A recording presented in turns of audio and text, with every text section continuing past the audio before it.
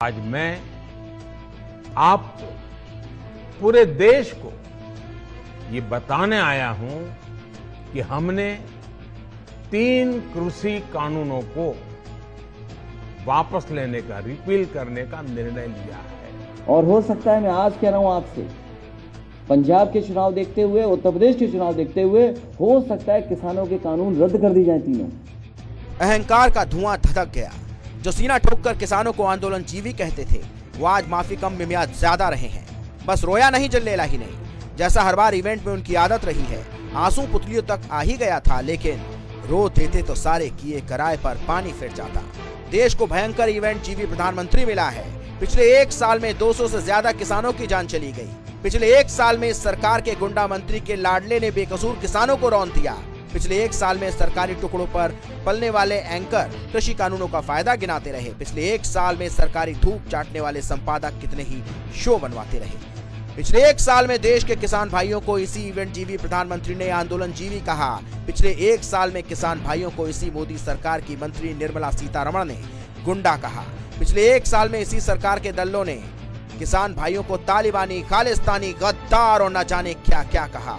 पिछले 1 साल में इन किसान भाइयों को इस सरकार ने कितनी बार थाली सजाकर सामने से खींच ली। कहां गए वो अमित शाह जो टंके की चोट पर कहते थे कि कृषि बिल वापस नहीं होगा।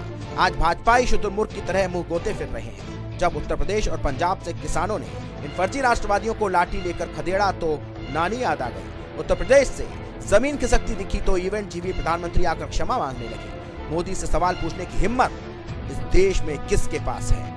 अगर कभी आप में रीढ़ बची हो और सवाल पूछने की हिम्मत आए तो पूछिएगा, हे परम ड्रावा जीवी जो आंसू और क्षमा का भाव आज दिखा रहे हैं, वो उस दिन क्यों नहीं दिखा जब तुम्हारे कैबिनेट के एक नगीने टेनी के लाडले ने किसानों पर जीप चढ़ा दी थी।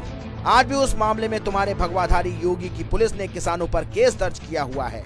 अगर आप में सवाल पूछने की हिम्मत हो तो पूछिएगा कि बॉर्डर पर जब किसान आत्महत्या कर रहे थे तो तुम्हारे ट्विटर चलाने वाले हाथों को क्या लकवा मार गया था? अगर आप में सवाल पूछने की हिम्मत हो तो पूछिएगा कि जब तुम्हारी कोहिनूर मंत्री निर्मला सीतारमण ने किसानों को गुंडा कहा।